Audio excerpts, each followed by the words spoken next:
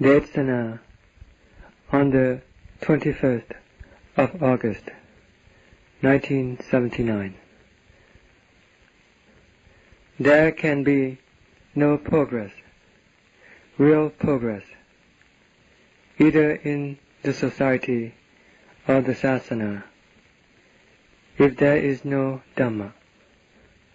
But when there is Dhamma, then there will be peace and happiness. For Dhamma is sacrifice, the seeing of other people as being equal, and seeing that we are all human beings. In all respects, we are equal in the sense that we are all human beings. Then we will have a heart and consideration for other people. We will have loving kindness and compassion for our fellow human beings if we have Dhamma. But if we don't have any Dhamma, we will always put ourselves above everything else and above all other people. Although we are really bad, we simply imagine that we are great, that we are good, and we are immersed within that delusion. That is why Dhamma is so vital. When Dhamma is found within a person, a society, or a country, then there is coolness, and in any place where there is trouble and confusion, then in such a place there is no Dhamma. When a place is entirely worldly, then that place will be totally consumed by fire. The Lord Buddha and all of the sages of the present and the past never spoke praise or good of the kilesas, Tanha and Asubha, or of greed, hatred, and delusion as something good. When these things appear, they can only incite and disturb the heart, and subject it to hardship and affliction, and put it in a constant state of restlessness and agitation. Nothing good can be found from these things. Who can be wiser than any of the Buddhas? Each Buddha propagated the same kind of teaching. They praised the things which should be praised, and they censured the things that should be censured. They taught people to let go of the things that should be let go of, and to develop the things that should be developed. This is for the purpose of instilling happiness, ease and comfort, and propriety within the heart, so that one may live in the world peacefully. And even if one hasn't got rid of all of these things, one should be able to go through life without much difficulty. But if one can totally eliminate and extinguish these things, then one will become a supreme or a noble person, because such a one now would have nothing to disturb his heart. And what are the disturbances of the heart, if not the kilesas? These are all the different kinds of kilesas that branch out from the main root, which is avijja, tanha. Any behavior which is being influenced by the various kinds of the kilesas can only produce trouble and hardship. Such is the way of the kilesas. They are troublesome. But when Dhamma manifests itself, then it is cool within the heart. And when Dhamma is manifested externally, it is also cool. It is pleasing to the eyes and ears, because that particular person has the Dhamma, which is cool-heartedness, within his heart. Therefore, Dhamma is most important. It is the thing that one can put one's trust in, both in the way of the world and Dhamma, both in the present and in the future. Nothing else can surpass this Dhamma, which is the truth. It is the nature that cannot be wiped out, and it has always existed since time immemorial. But there are wise people and foolish people, and that is the reason why Dhamma only appears from time to time. In speaking about the birth or appearance of Dhamma, of the Sasana, and of the Lord Buddha, this refers to the attainment to enlightenment of the Lord Buddha through his own efforts in investigation and research into the truth. And having discovered the Dhamma of truth, he then propagated and dispensed it to the world. This teaching then gradually fades away, due to the strong influence of the kilesas, tanha, and asava, which encompass the hearts of sentient beings. So they totally forget about sila and Dhamma. And when they have forgotten about that, then the kilesas can do anything they please. Therefore, sentient beings cannot come up with any real happiness, for they can only afflict each other with hardship and trouble. And that is the way of the world. Now let's talk about ourselves.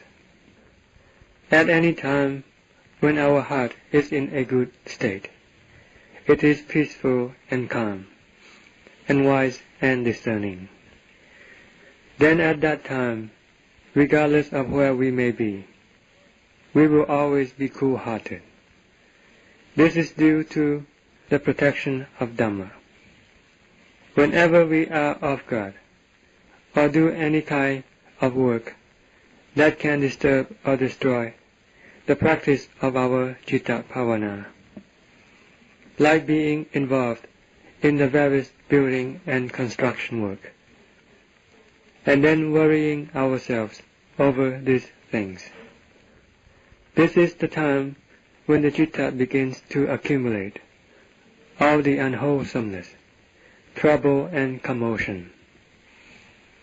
For this reason, the Lord Buddha therefore prohibited and advised that anything that was detrimental to the practice of citta bhavana should be something to be very careful of.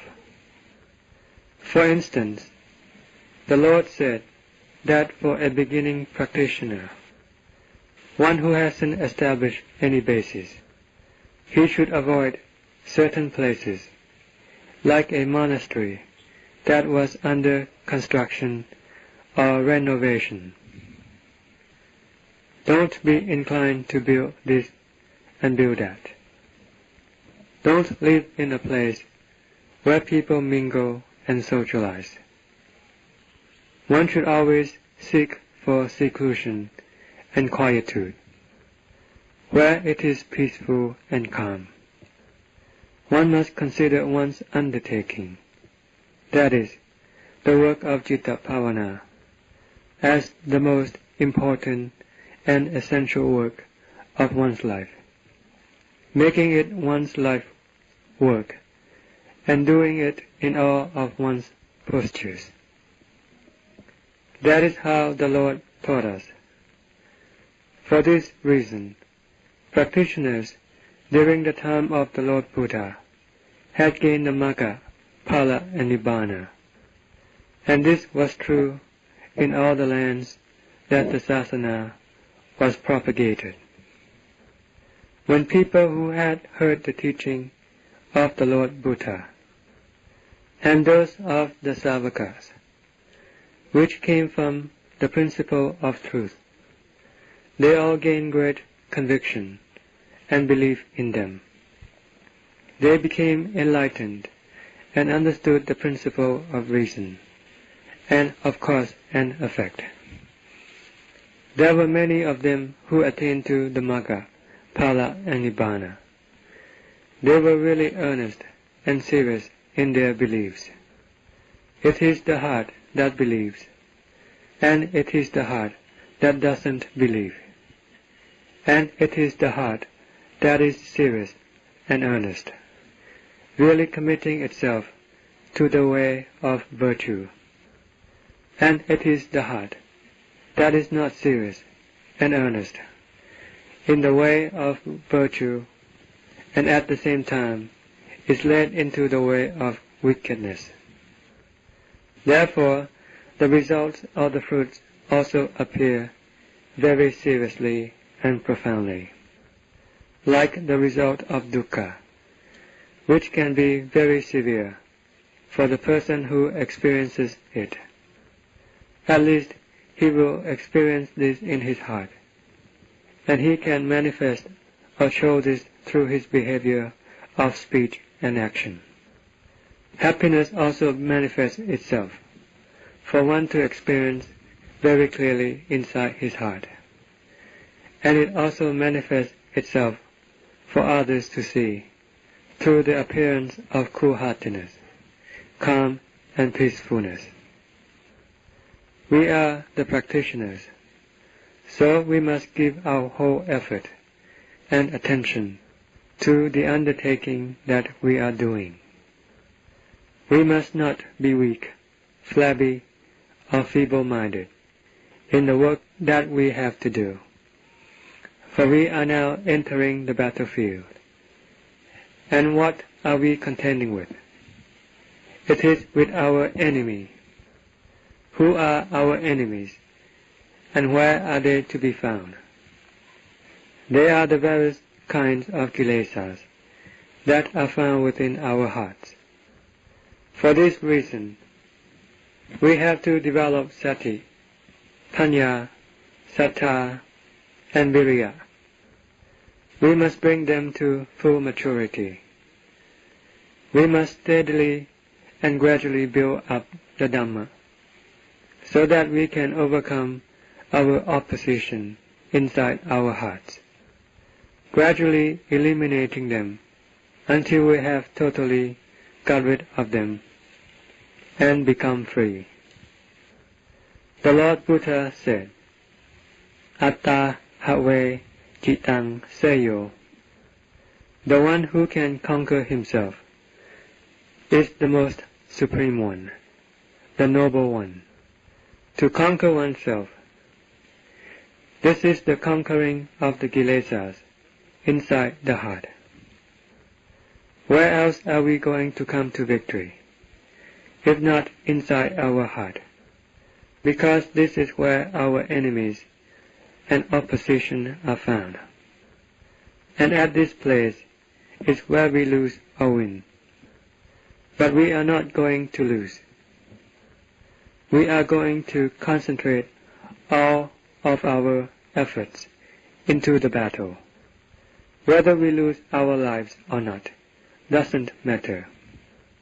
We are going to struggle until we attain to victory inside our heart. The place to learn about the Vattajaka is inside the citta.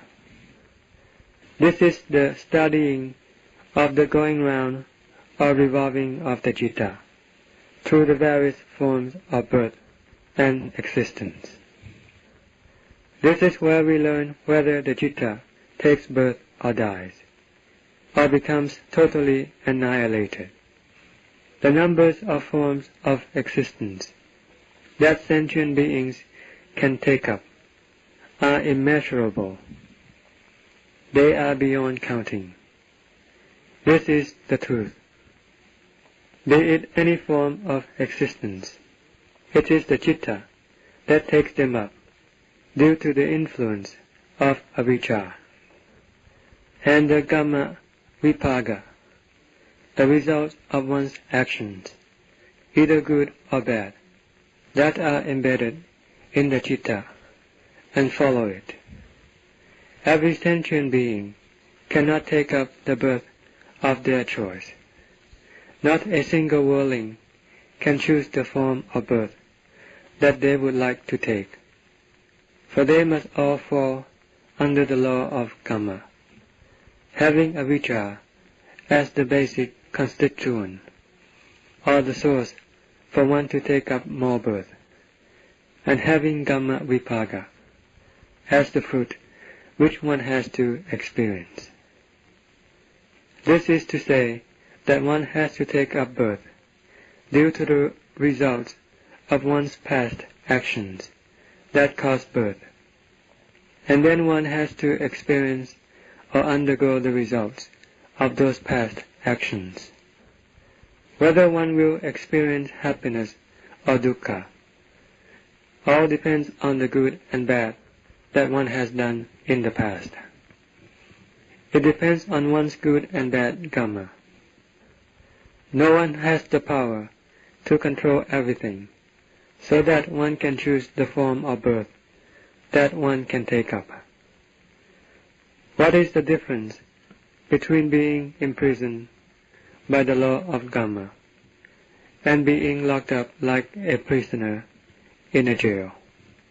There is really no difference. We have to bring this in as a comparison, so that we can get to see the truth, and the harm and the virtue of these things, so that we can be encouraged and totally commit our effort in our exertions. Birth and death are within the citta, and it is here that we have to study or learn.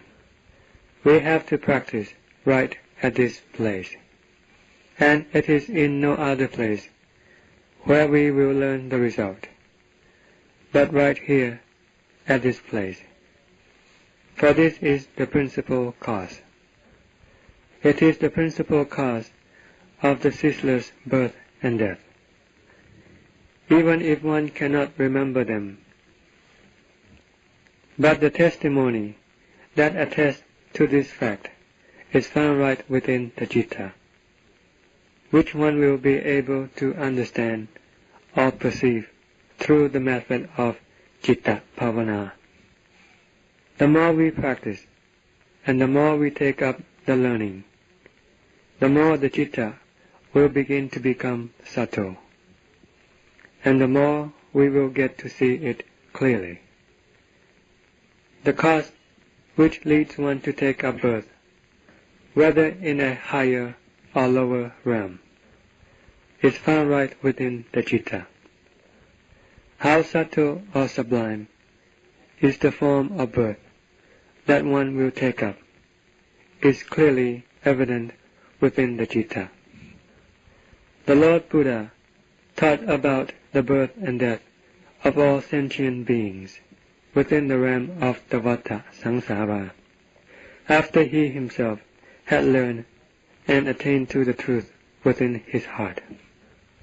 For this reason, the Dhamma is the Sawakhato Bhagavata Dhammo, the Dhamma that has been well taught in accordance with the Dhamma. There isn't a single or slight deviation from the true Dhamma, for the Lord taught based on the principle of truth. All of us are those who take up birth, disease, aging, and death. Why don't we know about ourselves? For there are maligning influences within our heart that totally block and obscure the truth. That is why we have to reveal them and open them up through the means of citta bhavana. We have to apprehend the chief culprit that lead us to be born and to die again and again, and it is found right within the citta. This is avijja paccaya sankhara, sankhara paccaya vijnana. Avijja is the principal source that leads one to take up birth in the various forms of existence. And our Kamma Vipaka is also found within the three realms of Vata, the realms of revolving birth and death. The Lord said that it is the kilesas that lead one to perform Kamma, both good and bad. And once one has performed this good and bad Kamma, then the result must arise. And when we say the kilesas, if we don't mean avijja, which is the chief of all the kilesas, what do we mean? It is the one that leads sentient beings to commit Kamma, and to coerce and force sentient beings to make Kamma. Once one has done this Kamma, then Vipaka, the results of this Kamma, must appear. And this continues on in a cycle. And this is what the Lord called the cycle of Vata, going round and round.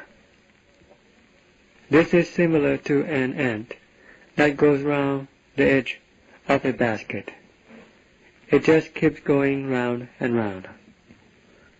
And with us, we are going around the edge of the Vata Chakra, and it is of a similar nature. We can never know how many forms of birth we have gone through, and if we don't learn until we fathom into the principle of truth, which we can get to know about, then regardless of what we do, we will never get to know the truth. Even if we study the whole of the Tipitaka, we will be merely carrying a lot of doubts with us, and we will never be able to come across the truth and insight if we don't practice and train ourselves. The Lord Buddha and the Savakas attain to enlightenment through practicing and developing themselves, and not through merely studying and committing the text to memory. The truth and what one can commit to memory are two different worlds. They are just not of the same world. Our memories always fool us. For instance, if we begin to talk about a particular place, like a country, England for instance, for those who have never been there, no matter how many of them there might be, they will all begin to draw up imagination about such a place. And this is what presumption and assumption and conjecture is. But when one has gone to see England, then all the imagination and conjecture that one has drawn up will all dissolve, and it will be replaced with the truth that we have seen with our own eyes. And this is what is meant by the truth. So wherever the truth gets into, there all the fake things will have to fade away. Like our imagination, this is fake. What we have studied is also fake. It is not yet the truth. And when we subsequently come across the truth in our practice, then the fake things will all have to steadily dissolve away. And what is left standing distinctively inside the citta is just the truth. And this is the way of learning about the citta. There are no bounds or limits to the extent to which the citta gets involved with things, for it is all over the world. At least the oceans and rivers have bounds and limits. They have shores and banks. But as far as the affair of the citta are concerned, there are no bounds or limits. It can go throughout the universe, throughout the whole of samsara. Therefore, we have to rein it in with the means of sila, samadhi, panya, sattha, and viriya, so that we can get to the truth, the real essence of the citta, and find out exactly what the citta is.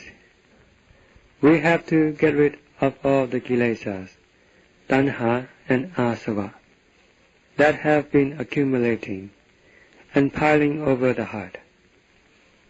They are the things that lead us to be born and to die. And so we have to correct them with our diligent effort. Then the citta will become more apparent, and the knowingness will become brighter and brighter, and become capable of knowing the causes of one's wandering around. One will get to see how much more of the source of birth and existences is still left within the citta. This source of birth refers to the thing that will still lead one to take up birth. It is still within the citta, though it might not be the one that leads us to take up birth in the lower realms of animals, and so forth. Still, at least, one knows within one's heart that one is still going to take up birth, even if one takes up the higher form of birth. This is still taking birth. One will get to know this, because this source gets more subtle and more subtle as one progresses along, until one finally cuts it off and eliminates it out of the heart, without having anything remaining inside. It will be totally cut off from the citta, and the citta will no longer have any association with anything. It remains naturally in a singular state by itself. Furthermore, the rupa, vedana, sanya, sankhara, and vijnana, which the citta takes responsibility for, also do not come into any involvement with the citta. They can no longer enter the citta to affect and disturb it. The citta is just the citta. That is, the one who knows is just the one who knows. The khandhas are just the khandhas. The body, vedana, sanya, sankhara, and vijnana are just as they are, in their natural state, following their conventional state of samuti. One cuts these things off from the citta. That is, one cuts off the body, vedana, sanya, sankhara, and vijnana, and other contacting objects, be they physical things or any other kind of aramana. One investigates them with panya, and one then cuts them off and cuts them off, and steadily lets go of them. One also begins to cut off one's khandhas, that is, the aggregate of the elements, the body. This is merely a composition of the elements of earth, water, air, and fire. Elements. How can we have any attachment, affection, or aversion for it? It is merely elements. Once we get to this stage, and we can get to see it very clearly, then we will let go of it. Concerning vedana, sanya, sankhara, and vijnana, they are merely conditions that arise out of the citta. but they are not the citta. They are merely conditions.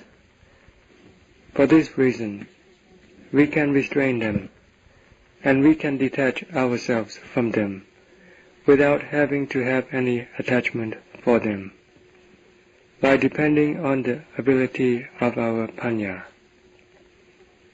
The way to cut off birth and existence is to cut off the citta's involvement and longing with our sharp and keen faculty of sati and panya, until we have totally cut off and destroyed avijja in our heart, and until everything has been totally eliminated.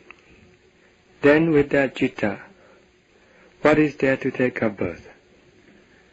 For the seed, or the source, which is avijja, has now been eliminated. If it is compared to rice, once it has been cooked and boiled until it is totally done, then it cannot grow any more. This rice is only good for eating. It is not conducive to or available for growing any more.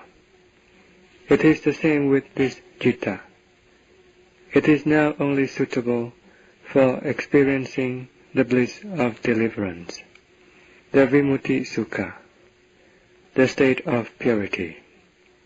It is no longer suitable for taking up any more birth. One knows this within one's heart. In the Aditta Pariyaya Sutta and the Anattalakkhana Sutta and the Dhammacakkappavattana Sutta, it is quoted that, from this moment onward, there is no more birth for me, for this is my last birth.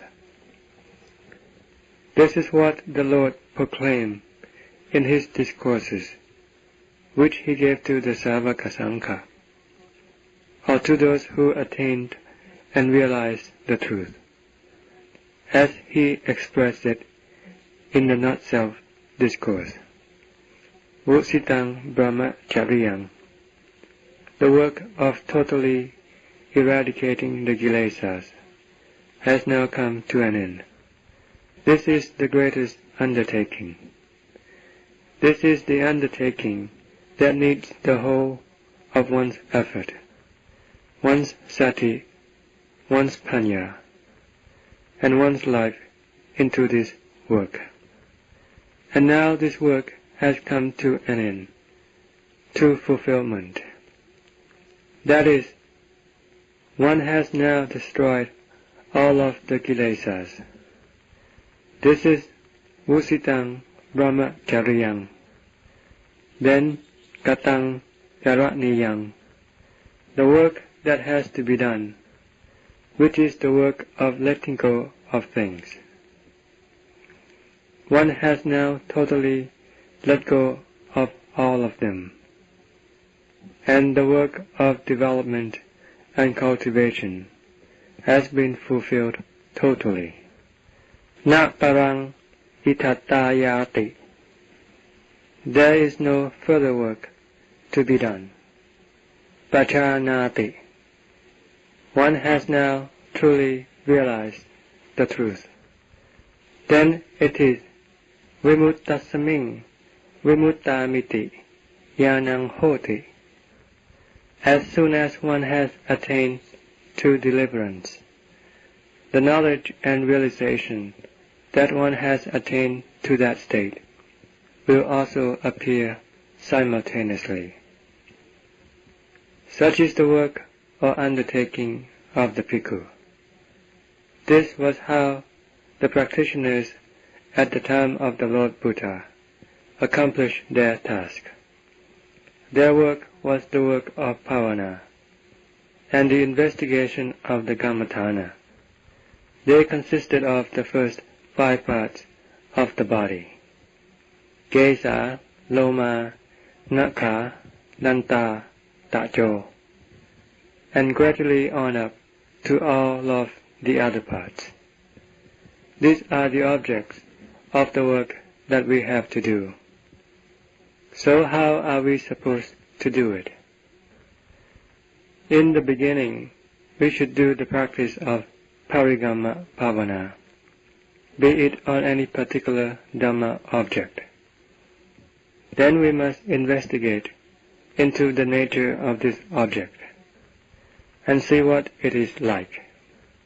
For instance, what are Kesa, Loma, Nakha, Danta, and Tacho really like, and the place where they arise and exist. Is it in a clean or a filthy place? Are they themselves clean or filthy? We have to keep on probing and looking into it, especially Tacho, which is the skin that wraps up the bones. We cannot see the bones. All we can see is just the skin, and we are obsessed in the delusion of the skin. We have to look and pierce through the skin, so that we can see both the outer skin and the inside of the skin.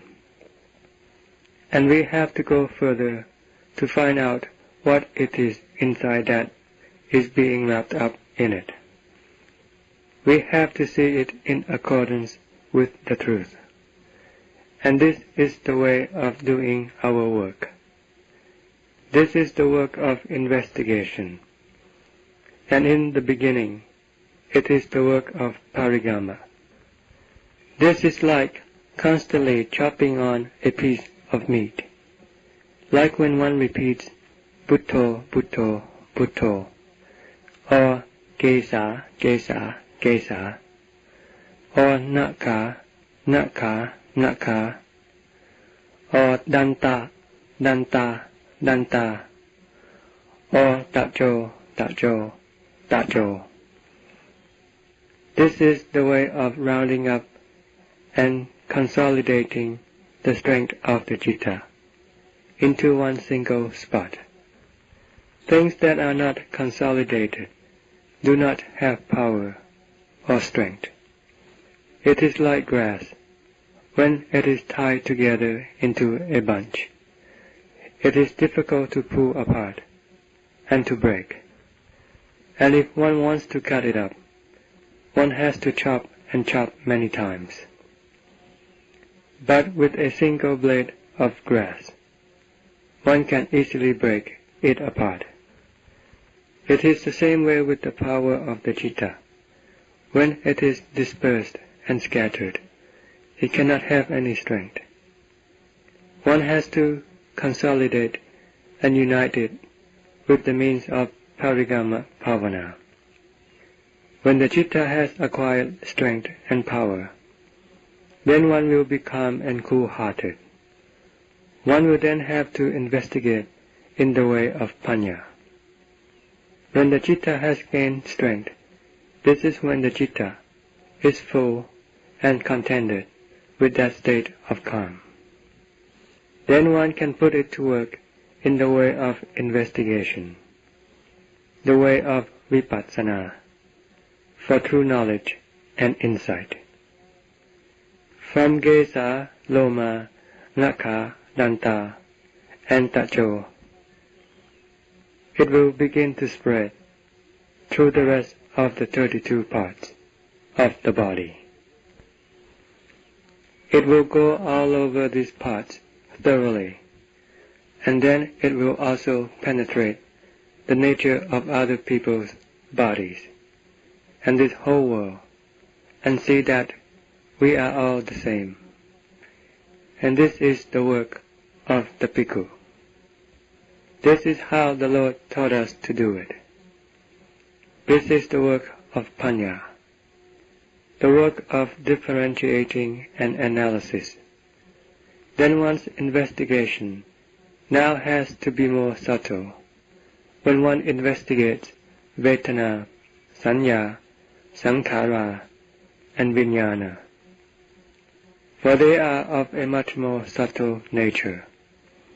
But when one's sati and panya has become subtle, keen, and penetrative, then one will be able to catch up with these things.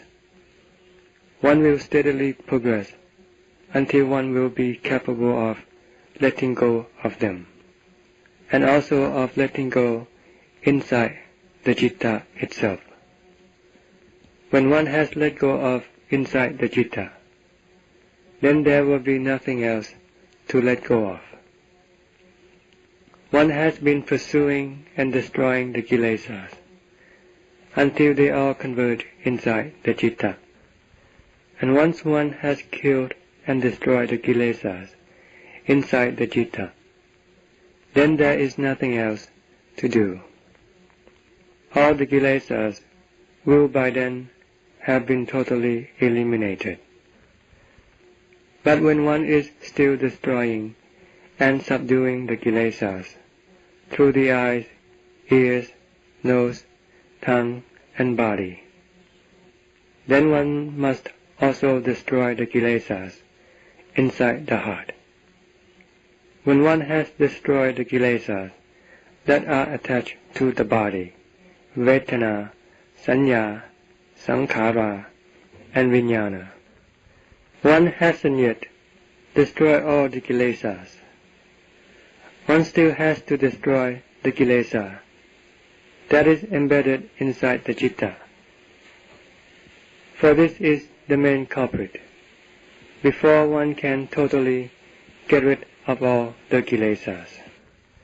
When one has arrived at this stage, the Lord said, "This is Vusitang Brahmacharyang," the end of one's work. And this is the work of the bhikkhu. Please listen and take it deeply into your hearts. Don't be sidetracked and led astray to do the work that is not the work of the bhikkhu, because one will not be able to get rid of the kilesas that way. The only way to do it is the way of citta bhavana, the way that I have described to you. There is no other work that is more supreme than the work of citta bhavana. Though it might be the most difficult, it is of the highest and loftiest quality. Please set up your determination and concentrate in your investigation. Don't relent. Wherever you go, in so far as staying with a teacher is concerned, this is not something certain or definite, because we are living in the world of anicca, or impermanence. There is no stability in this world of anicca, because either today or tomorrow there will always be departure or separation from one another. So the lesson which we have learned from our teacher, and which is deeply embedded inside our heart, is one which we must not allow to slip from our grasp. We must not deviate from what we have learned. Wherever we go, we must always stick to the principle of the Dhamma and Vinaya. We must be earnest, and not lackadaisical or irresolute, lacking in principle or standards. One must be real, and one must be true. No matter how difficult or how hard any work might be, one is always ready to shoulder that work. We are now putting in all our earnestness and our saddha, our belief in dukkha, and in the enlightenment of the Lord Buddha, and in our ability so that we can attain to Dhamma and be free from dukkha by the means of our own diligent effort. When we have consolidated all of these things together, then we become strengthened and powerful. Then saddha, viriya, and khanti will naturally come together. And it is the same way with samadhi and panya. They will steadily grow, because they cannot do otherwise. Don't ever forget this work, and then you will get to see it yourself. We have only heard the story of the attainment to arahantship by the various practitioners during the time of the Lord Buddha. And no matter how much we might remember and commit these stories into memory, they themselves are not capable of doing anything to the kilesas. The kilesas are not affected by what we can remember, but they are when we practice. Pariyati is study. For instance, the study of Kesa, Loma, Nakha, Danta, and Tacho. This is called studying. This is what our Upachaya gave us. So now we must take them up and practice them. And this is called Patipatti. We investigate these things. Then it becomes Pativeta, the true realization and insight. That is the consequence of our practice. It cannot be otherwise. There is nothing that can have any power to prevent the heart that has trod following the way of Dhamma from attaining to the Magga, Phala, and Nibbana. The only thing that obstructs the Magga, Phala, and Nibbana are dukkha and samudaya. Neither the time nor the place has the power of obstruction. It is only the kilesas, dukkha, and samudaya that block up the way. For this reason, one has to develop sati, panya, sattha, and virya, so that we can use them to clear away the kilesas that obstruct the Magga, Phala, and Nibbana, so that these kilesas are totally eliminated. Then penetration and the attainment to the Magga, Phala, and Nibbana will not be anywhere else, but right within the heart. It is the citta that will attain to the truth, and it is the one that will let go of all things. And it is the one that will conquer the kilesas, tanha, and asava. It is the citta that will become supreme and exalted, transcending the world. The only thing to do is to accomplish one's task, and then the result will appear. End of Desana.